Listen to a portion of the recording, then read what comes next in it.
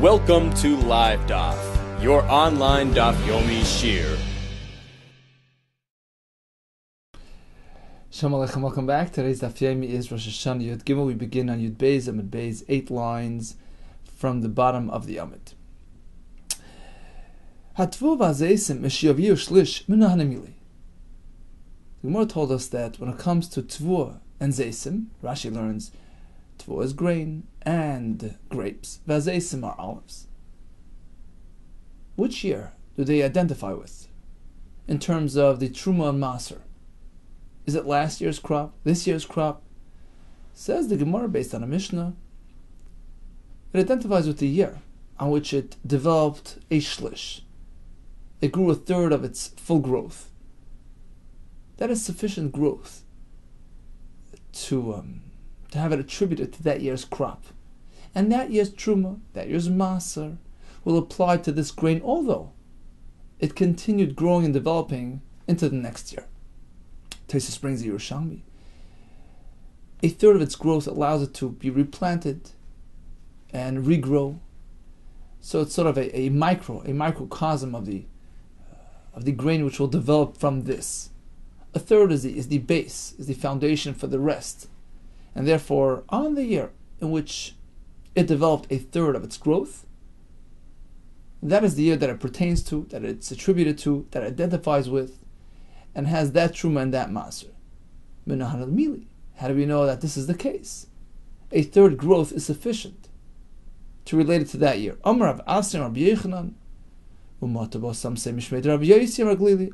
pasuk says, this is the pasuk by Hakel. After 7 years after Shemitah,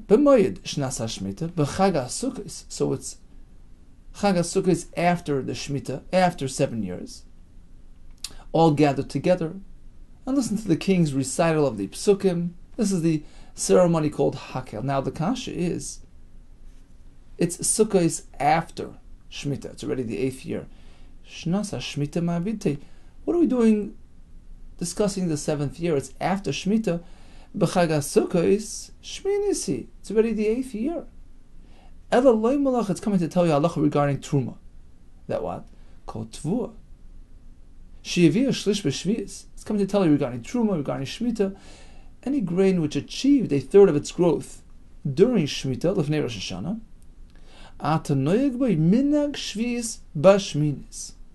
although it finished its growth, it came to full maturity on the 8th year, it is considered Perei Shvius because it attained a third of its growth at that point, and you have to treat it accordingly. So we see that Shlish determines. How do you know that's pshat in the pasuk? Perhaps the pasuk is not speaking about a third. Maybe this grain didn't really develop at all. It just started, it's barely growing on Shemitah. The pasuk is simply telling, look, Tishamet v'tezel ad Chag HaSukkos, you have to maintain the halachas Shemitah pertaining to working the land around this grain until Sukkos, as part of the Tosfos Shvius concept, where Shvius sort of extends into Sukkos. There's still something growing from Shemitah. You cannot work the land around it until Sukkos. We're speaking about undeveloped grain. Nothing to do with Shlish. You cannot say that's the pshat. No. Rather, we're speaking that it already achieved a third of its growth, as we're going to see in another pasuk. That Shlish is the trigger point. Pasuk speaks about Sukkos. Sukkos is at the Tzeis HaShana, at the end of after the year is up. Then we have Sukkos. My Asif, what does the pasuk mean? Chag HaAsif. Ilay Chag HaBa Bizman HaSifa. Is the Torah describing this season, the time of ingathering of crops? V'Chag HaAsif. We already have another pasuk for that. Haksiv ba'aspacha. Pasuk says ba'aspacha as ma'asecha min asada, to indicate that Sukkot comes around during that season when you gather in the crop. Why does the pasuk repeat again? V'Chag HaAsif. Ella my asif. You know what asif means? Kotzer. The pasuk means that if you happen to gather some grain on this chag, which is ba'aspacha, which takes place during the time of gathering. So it is Sukkot, and you have some asaf, some practical gathering taking place at that point. You're harvesting at that point. Kotzer, you harvested something on this chag. Then what? The Gemara soon will tell us it's considered B'tzeis HaShana, which means it relates to last year.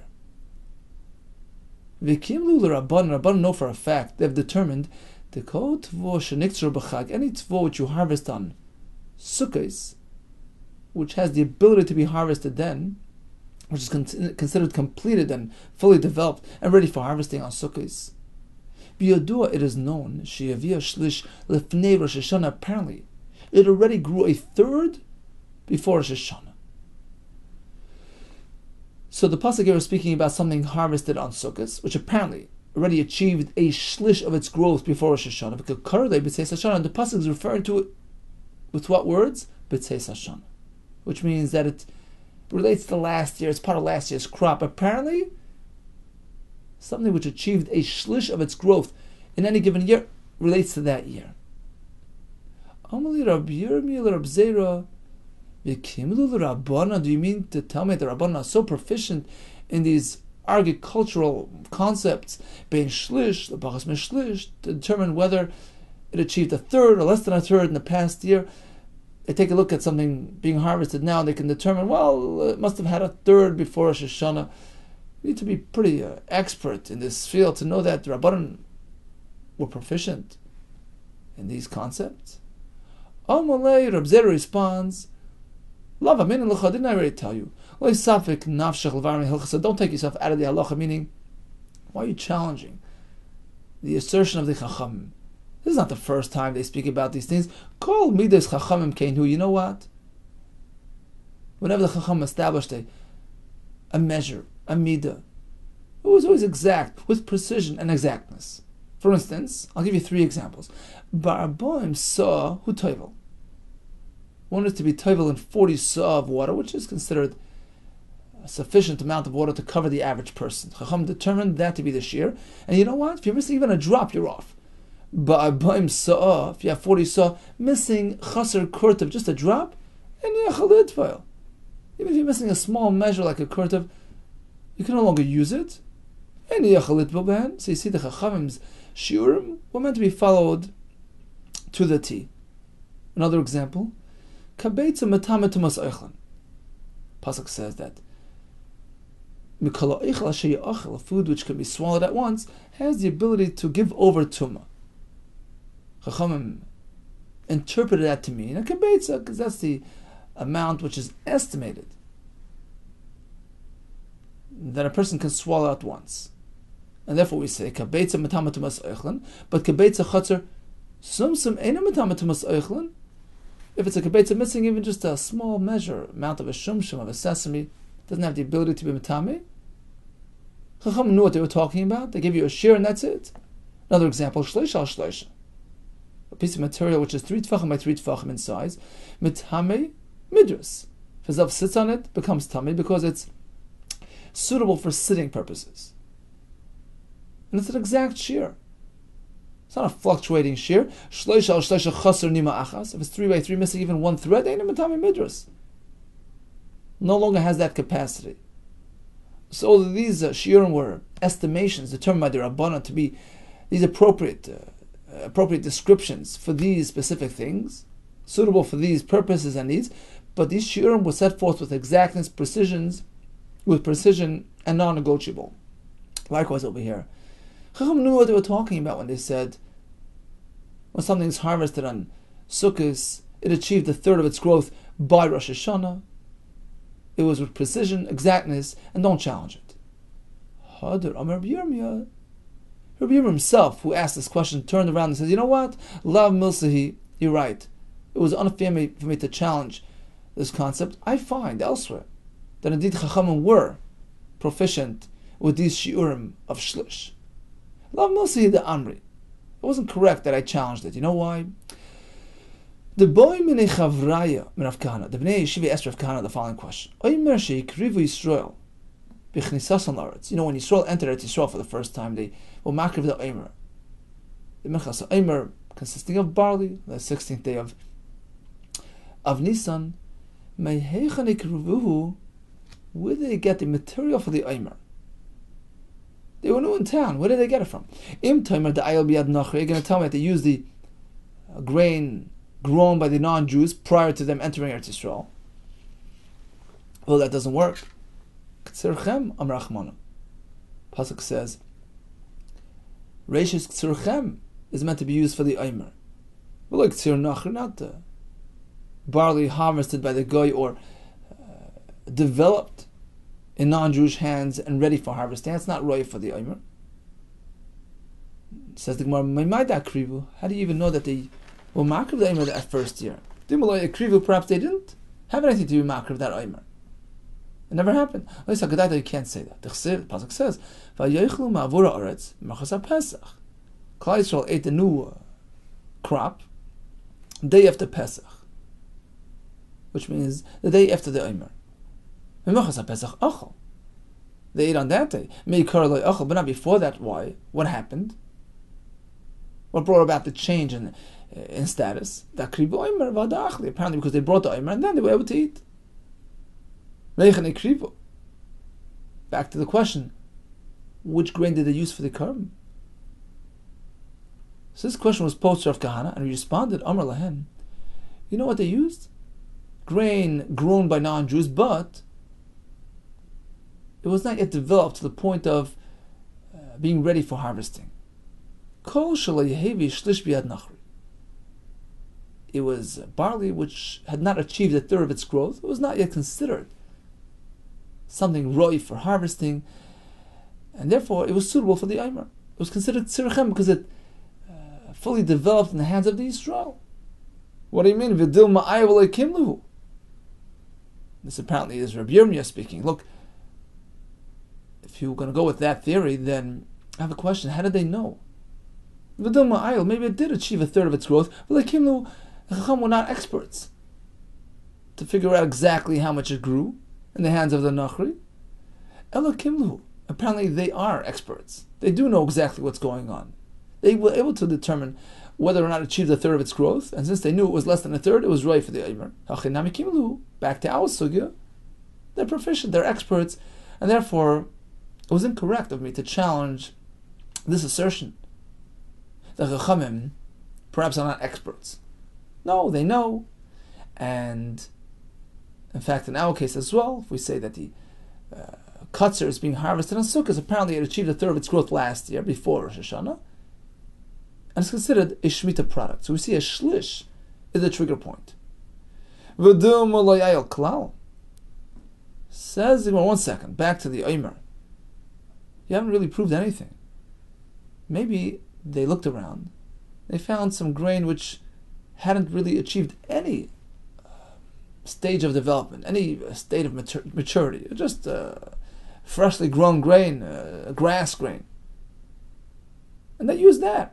They had it develop and mature, and they used that eventually. The Isle River, but let's say it achieved somewhat maturity, a fourth of its growth. River, a quarter. At that point, it's hard to discern between a third, or less than a third, a quarter. Perhaps that they wouldn't know. So to tell apart this grain from that, a third, a quarter, perhaps that Chacham don't have the ability to do. How did they use the Omer? Well, they used something which was totally raw. You can't say that. You can't say they used grain which was loy ayel klal, which was holding nowhere, and had it develop until they used it for the Omer. You know why? They didn't have enough time to do that. The Pasuk says, when did they arrive in Eretz Yisrael?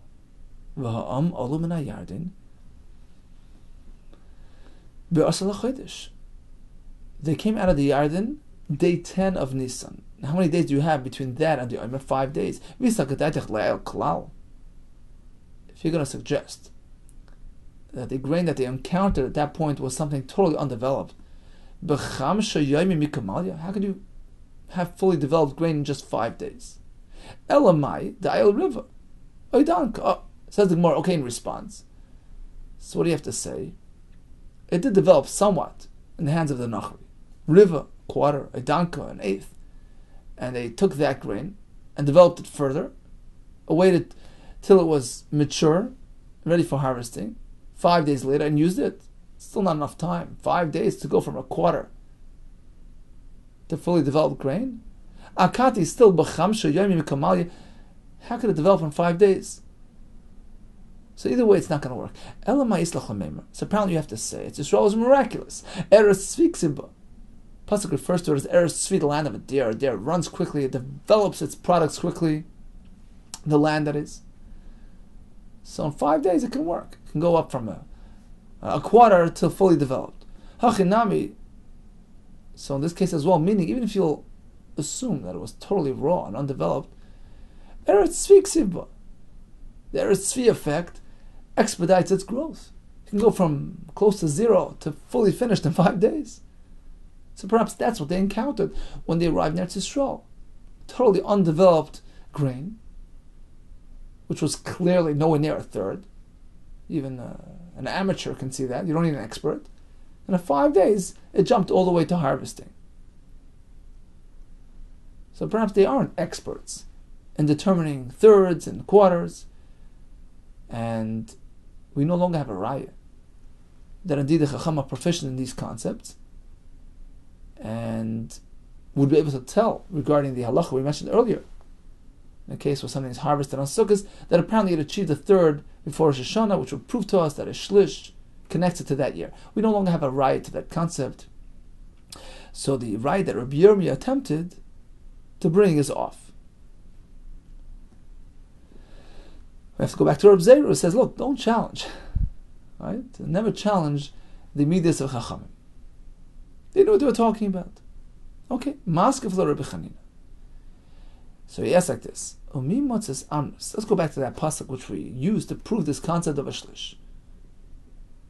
Pasuk already spoke about Sukkot being ba'as b'chas ma'asech, a time of gathering. We have an extra word, b'chaga osif, which took more darshan to mean if you are oisif something during the Chag, something which is ready for harvesting on Sukkot, apparently, which apparently already had a third before Rosh HaShanna, is considered part of last year's crop. And that proved the concept of shlish. Again, the point of shlish is grain which achieved a third of its growth during any given year, relates to that year, identifies with that year regarding Trumas and Masros. But again, this is based on the fact that we have an extra word, Chaga Asif.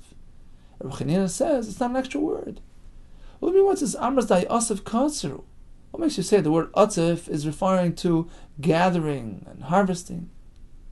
Well, we have another passage which says,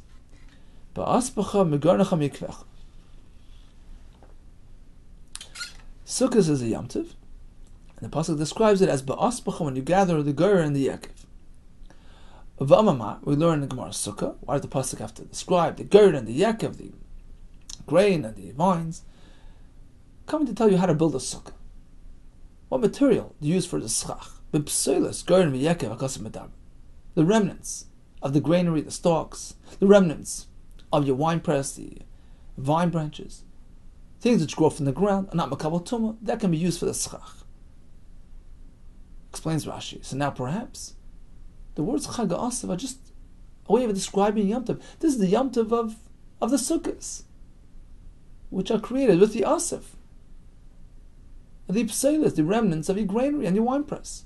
It's just a way of saying Sukkos. Chag Asif on Sukkos, which is Ba'as B'chas Ma'asech, a time where you gather your crop, and go ahead and observe Sukkos. It's not an extra word. It's just a title. It's a reference point. A way to relating. It's a way of relating to Sukkos. So now the raya is off.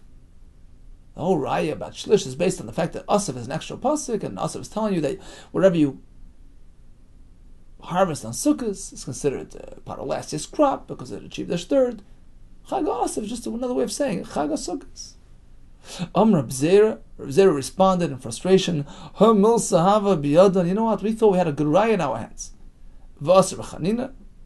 Now Rabbi Chanina came along, he tossed the axe into it, he chopped it off. There goes the raya. El Manolan. So indeed, what is the raya? That the din of shlish applies to grain. K'detanya, Rabbi Yonasan ben Yosef Aimer. pasuk speaking about Klal Yisrael asking Hashem, so to speak, what are we going to eat if we have to leave the land fallow on Shemitah? The pasuk responds, Hashem says, I'm going to be mitzvah, there will be a bracha, v'asas es atfur l'shalosh Hashem. That the sixth year harvest will last you for 3 years, 6, 7, and 8.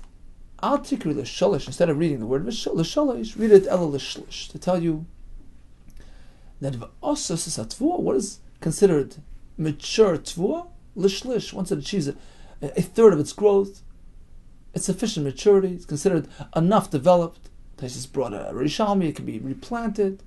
It's Roy Lachila.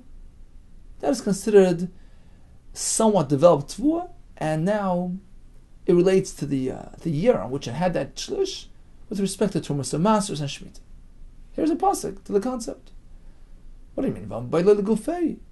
This pasuk is not an extra pasuk, it's needed for its own sake, to tell you, look, the 6th year's harvest will last you for 3 years. It's a very important thing to know. For that we have another pasuk. Uzratem Shana Shminis. When you're going to be Zoreh on the 8th year, V'achaltem minatvo yashan, on the Shana Shias. You'll still have leftovers. The old tvo will last you through years 6, 7, and 8, all the way till the harvesting on the 9th year. So this bracha is already spelled out in another pasuk. Apparently, this pasuk here, v'asas satful Rosh HaShanna, is coming to teach you what is considered asiyas tvua when it achieves a shlish. Okay, so now we have a right to our concept that once a tvua achieves a third of its growth, it's considered somewhat finished, somewhat mature, somewhat developed, somewhat ready for harvesting, in which case this tvua will relate to this year's season, identify with this year's crop, and have this year's halacha of Shemitah and Truma and Masra. Tanan Hassam, we have a mission elsewhere, which discusses another type of benchmark for identity when it comes to Truma and Masra. Taking root, ha'ires, rice, v'adoichen millet, v'aprogan, poppy seeds, v'asumshimin, sesame seeds. These things don't follow the shlish standard. They have other standards. She'eshrishu, l'fnei Rosh HaShanna. They took root before Rosh HaShanna. Mis Asr and the Sha'avar.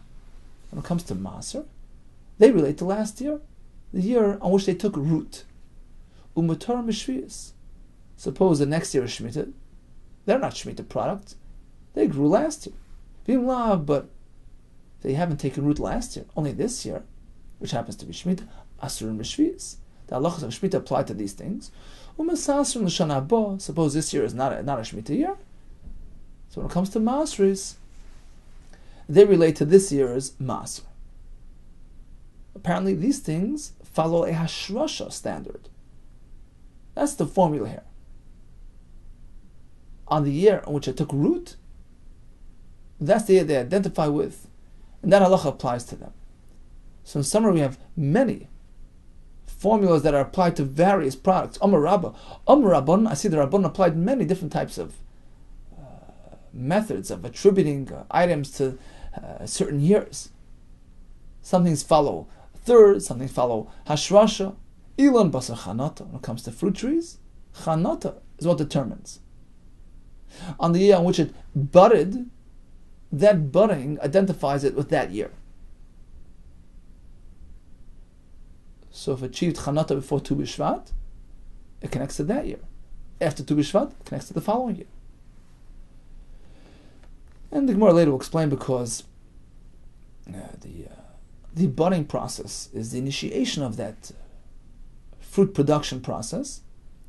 The siraf, the sap which rises in the tree and creates that budding procedure, is considered the base, the foundation for the fruit which will develop from that bud. So it identifies with the year on which it budded. On the other hand, tfu v'zeisim basar shlish. It identifies with the year on which it achieved the third, like we explained from the pasuk. Yorak basar lekita, when it comes to vegetables, entirely different standard.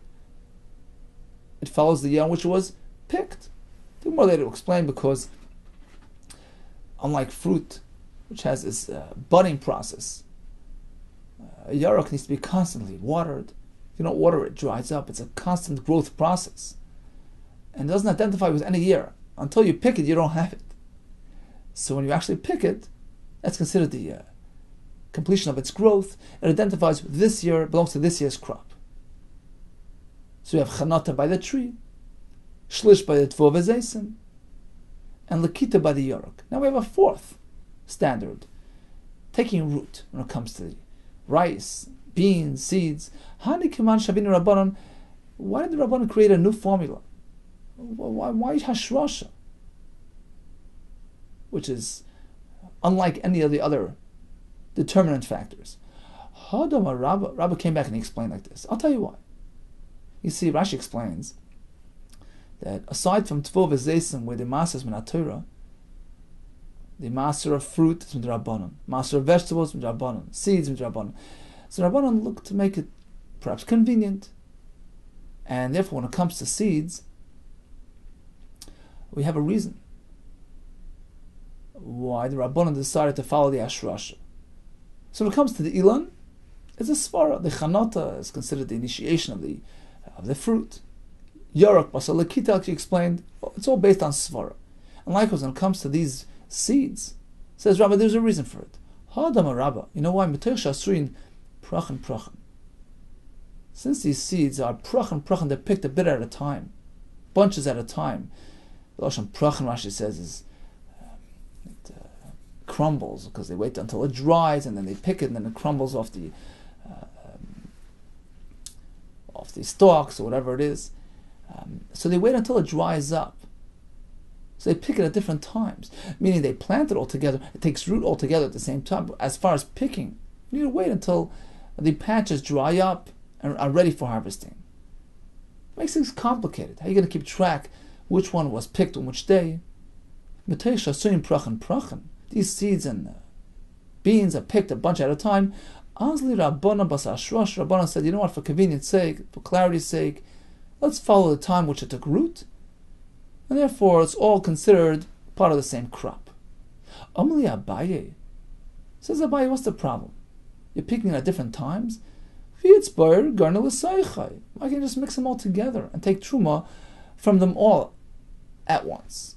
So he has piles here, piles there. Let me just mix it all into the middle of the granary and take out a sample, assuming that in that sample we have a fair representation from all the various piles, and the respective pile will be represented in this portion sitting in this cup, and the truma will apply to that. So each pile will be represented, have its own truma in whatever kli he's using to separate the truma. So everything will work out. What do you worry about? Various crops connecting to various years? Mix them all together. Take out a scoop, and the current crop's portion sitting in this scoop will be the truma on the current crop sitting on the floor, and so that's min chodesh shaboy ala chodesh shaboy, umin yashin shaboy ala yashin shaboy. The yashin sitting on the floor, the seeds pertaining to last year's crop, will be represented in this cup as well, because there's something in there. There's a portion of the scoop which represents that pile as well. So in this truma, he has portions of each one of these piles, each one of these crops. Each one is represented properly. Why doesn't that work?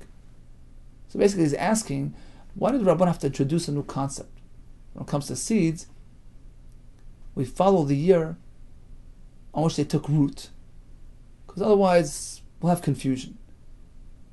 If you follow the Lakita process, the time when it was picked, perhaps these were picked last year, these were picked this year. He says, what's the problem? Mix them all together. Take a scoop and assume that each pile is represented in that scoop. Milotanya, haven't we learned? Rabbi Yossi ben Kippur Amar Mishum Rab Shimon Shazuri. You can do that. Poila Mitzri, this type of bean, Shazara Lazera, which was planted with the intention of using it mainly for its seed purposes, as opposed to using it for its greenery value. So now we don't follow the likita. It doesn't. It's not considered like a vegetable. We treat it like a bean, like a seed. And in that case, we follow what? Hashrasha. It identifies with the year on which it took root. Problem is, Miktsasai Hishrish Lifnei Rosh HaShanna. Part of the batch took root before Rosh HaShanna. It relates to last year's Truma. Miktsasai Hishrish Achar Rosh HaShanna. Part of it took root this year, after Rosh HaShanna. And you pick them all together. Now you have some that pertain to last year, some that are this year's crop. What do? Ein toimen ma'asrin mizalzeh. You can't do truma ma'aser for one crop on the other. Why? If you ain't toimen ma'asrin, lo min achadash aliyashin. You can't do truma ma'aser from the new crop on the old crop. V'lo min ayashin on the chadash, nor from the old crop on the new crop. Pasuk says, ma'aser has to be shana b'shana. Each year is dealt with separately. So what do? You have some from the old, some from the new. What should they do? Mix them all together. Soiver, garnel, mix them all to the middle of the granary. Pretty much make a pile, a nice mixture here. And then scoop something out from this pile and assume you took a fair sampling from either crop. It'll turn out that he's taking truma and maser from the chadash on the chadash, and he has some portion of the yashin in his sampling as well, and everything's taken care of properly. So why can't you do the same thing here? When it comes to the oires v'doichan, why do we have to make a new concept? You follow the hashrasha. Why? Just mix them together, and then do one big truma on the entire mixture. This way you're not taking truma from last year's and this year's and last year's. I tell you, that's an interesting kasha. I understand how this will address the concern, the requirement to keep each crop separate. Okay, so take an even amount, take a truma maser on the entire pile, assuming it's been mixed properly. That works when the truma maser obligation for both years happens to be the same chiyuv. Let's say it's the first and second year of Shemitah. So both years have pretty much the same chiyuv. Maser rishon, maser sheni. So just take a full portion of maser rishon, maser sheni from the entire pile, address both years. What happens if it's year 2 going into year 3? Some of it belongs to last year, year 2, which requires maser rishon and maser sheni. Some of it belongs to year 3, which has maser rishon and maser ani. What do you do now? Listen to this. Taisa says, look, very pashut. Take a portion of maser, be machalal the kedusha on money, on the chance that it's maser sheni.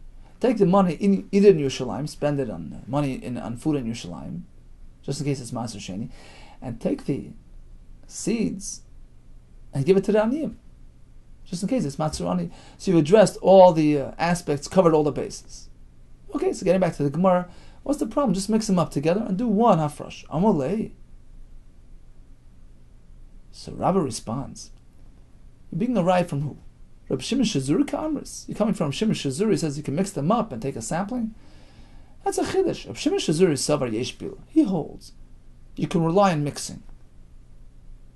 You can assume it's a proper mix, an even mixture, and it's a fair sampling of all the aspects in that mixture. So according to him, you have a point. But it's not agreed upon by all. Rabbanan Sabri Ein Bil. Rabbanan disagree. They don't hold to this solution. You can't just mix together seeds and hope it's all mixed evenly and are represented equally and fairly in that sampling. This solution doesn't really work according to Rabbanan. Therefore, to avoid confusion, they said, you know what? We follow the Hashrasha. So even though various seeds were picked in various times, It's all part of the same year, part of the same season, part of the same crop, because they took root in the same year. Amar Yitzchak bar Nachmani Amar Shmuel. She's quoting Shmuel as follows. Halacha Rabbi Yossi ben Kippur she'amar mishum Shimon Shazuri. Halacha follows of Shimon Shazuri. You can mix up all the beans and take off one sampling and you're Yotze.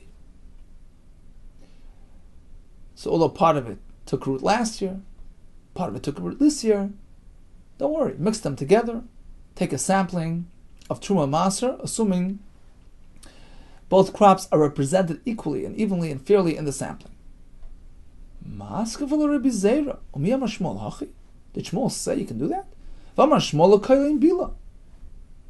We never rely on mixing.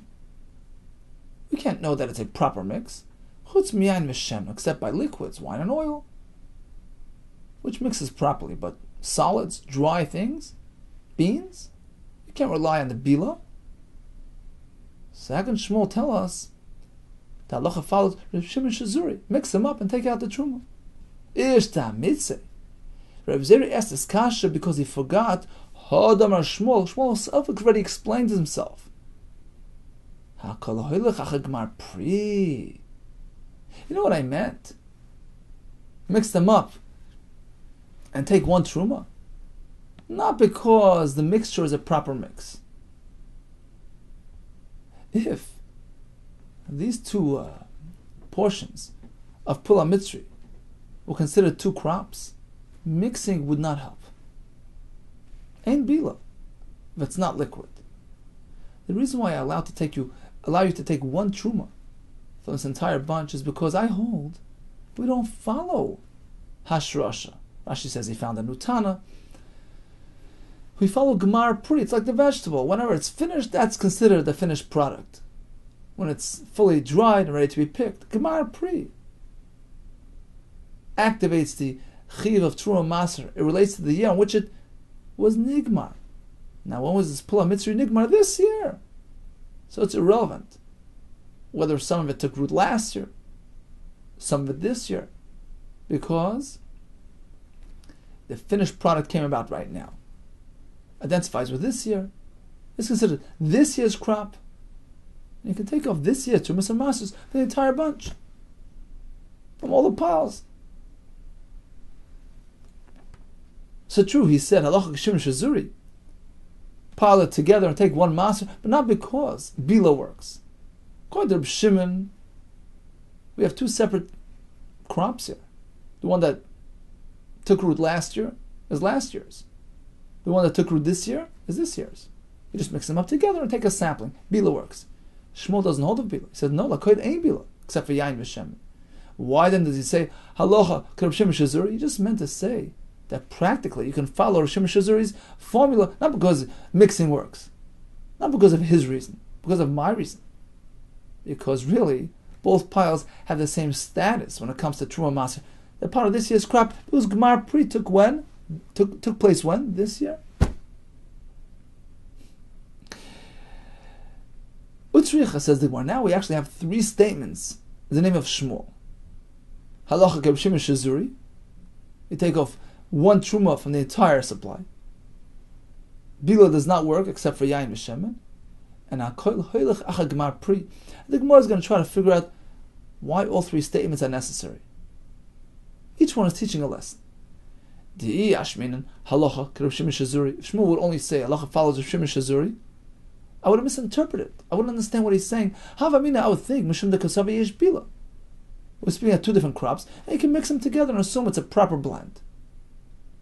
Kamash malan. Comes Shmuel and he says, no, lakoil ain't bila. Blending doesn't work. You can't rely on the fact that it's a proper blend. If you would only say, well, you can't blend, havamina, okay, so I would figure he must be paskin like the Rabbana. That we have beans that took root last year and beans that were nishrash after Rosh HaShanna, you can't do one master on both. Follow the Rabbana because you can't mix them. Oh, Kamash Malon. That's why Shmuel tells us, no, halacha, Reb Shimon Shazuri. We follow Reb Shimon's a formula. His approach is correct. We do one maaser on everything. 1 second. Now we're in trouble. We have a contradiction. If you would only tell us these things, now we would appear to be stuck against the wall. We have a contradiction. Kasha de Shmuel. We have a steer from one statement of Shmuel on the other. Here he says, we don't do Bila. Bila is not reliable. But then he says, we follow Rav Shimon Shazuri. You can do one big afresh on the entire supply, even though part of it took last year and part this year. How does this work? The answer is Kamash Malon. He comes in and says, you know why it works? Not because mixing works, not because of Reb Shimon's reason. I have my own reason. Hakoil hoilach hagmar pri. You always follow the Gemar Pri stage. And since all these beans came to full maturity now, they identify with this year. And therefore, you can take one truma on the entire thing. Not because you're mixing two crops together. Mixing doesn't work. Rather because it's this year's crop. Okay? So that's why he has to introduce that concept of Gemar Pri to explain himself. Had he only said that, Havamin, I would say, it applies not only to seeds and to beans. Havamina afilu tfu v'zeisim nami. It applies to tfu and zeisim as well. Instead of the shlish triggering the truma maser, it's the Gemar Priya does it. Kamash Mon. That's why he has to say no. I am referring specifically to this case. I agree when it comes to other things. Shlish determines. It's only over here that we say Gemar Pri determines. Kamash Mon halacha. Reb Shimon Shazuri. That's why he said halacha follows Reb Shimon Shazuri, which means but my depolig only. This only applies to the topic of dispute, to the topic of conversation here, to beans and seeds. Then the Gemar Pri is what determines. But when it comes to Tfuv V'Zeis, we have a pasuk. Shlish determines. Now, why couldn't he just suffice with these two statements? Let him say, look, we follow the Gemar Pri, but it's only by these items. It's only by those that were discussed between Reb Shimon Shazuri and the Rabban, but not by Tfuah. And now we already know everything. We know the halacha. You can mix both bunches of seeds and beans together and do one truma because it follows this year's halacha. It identifies with this year's crop, Gemar Pri. And I also know that it's strictly limited to these items, which were discussed between Reb Shimon Shazuri and the Rabbanan. We also know that Bila doesn't work, mixing doesn't work, because he explained the only reason why you can do one hafrasha is because they both identify with this year, because the Gemar Pri took place this year. And not because Bila works. It's pretty clear that Bila does not work. So we know everything. Why do you have to say the other statement that Bila doesn't work? Let him just say these two things. Why do you have to add that mixing doesn't work? Already figured that out. How come Mashwan who's come to tell us a kula actually? As opposed to dry items, beans and seeds, where we cannot rely on a proper blend. But yain v'shem, liquids, over there we assume, mix it together, it blends properly. And bila is effective. Okay, so in summary, we learn like this. When it comes to determining to which year the crop belongs to the regarding the halachas of masters and shvius. So we have 4 categories. When it comes to a tree, chanata. On the year on which it budded, achieved chanata, that's the year that it identifies with. When it comes to Tfuv and Seisim, shlish determines. As we learn from the pasuk of Asas Satfol L'Shalosh and we dash in L'Shlish. So achieving that state of maturity during any given year connects it to that year. Yerakos follows Lakita, on the year in which it was picked. That's the year that it identifies with. When it comes to Urz, V'Doichen, etc. Now we have Machlekes. According to the Rabban and Reb Shimon Shazuri, Hashrasha is the criterion. the year in which it took root. According to Shmuel, Rashi says he found the Brisa. He must have found the Brisa someplace that disagrees with this Mishnah. Instead of Hashrosh, it's the Gemar Pri. When it's fully ripe and ready for harvesting, that's the year that it identifies with, instead of the Hashrosh. Now, what about a case where part of it took root before Rosh HaShanna, part of it took root after Rosh HaShanna? Oh, so according to Rabban, there's no way out. You have to separate the crops, separate the bunches. Each pile gets its own maser. One relates to last year, the other one relates to this year. According to Shemesh Azuri, true, we really have two separate crops, two separate seasons. No problem, just mix them together and do one maser on both, because he holds yesh bila. Bila is an effective procedure. Let's assume there was a smooth, efficient mix here, and will be represented equally in the sampling taken from this mix. Now Shmuel told us three things. First, he said that when it comes to these items, Gemar Pri is what determines. And Shmuel says halach k'b'shem shazur, which means you can mix them up and do one maser. But, as the Gemara concludes, it has nothing to do with Rav Shimon Shazuri's reason. Shimon Shazuri holds you can mix together two crops and assume it's a proper mix. Shmuel is working with another concept, that irrelevant of when it took root, the Gemar Pri is what determines. Gemar Pri is what activates the Truma and the Maser. It relates to this year.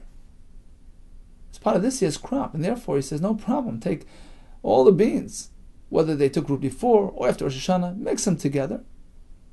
They're this year's crop. And take one Maser. Shmuel also tells us, although when it comes to dry goods, Bila is not an effective procedure. When it comes to Yain V'Shemen, liquids, mixing together there is considered an efficient method.